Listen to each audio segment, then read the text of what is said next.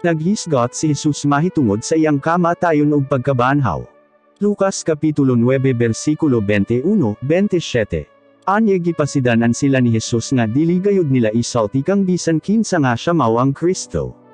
Mingon siya, ako nga anak sa tawo kinahanglan nga mag-antos gayud sa pagahimuon kanako sa mga pangulo sa mga Hudyo, sa kadagkuon sa mga pari, ug sa mga magtutudlo sa kasuguan.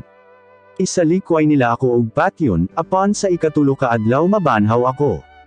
Anya mingon si Jesus sa tanan, kon may tawo nga buot mo sunod kanako, dili niya palabihon ang iyang kagalingon, kon dili mo sunod siya kanako adlaw-adlaw bisan pa kon kamatayon ang iyang dangatan. Tungod kay si bisan kinsa nga nagtinguha sa pagluwas sa iyang kinabuhi mawad-an hinuon nini. Apan si bisan kinsa nga maghalad sa iyang kinabuhi tungod kanako makaangkon sa kinabuhi nga walay katapusan.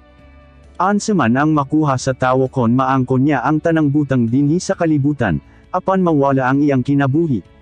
Wala gayod.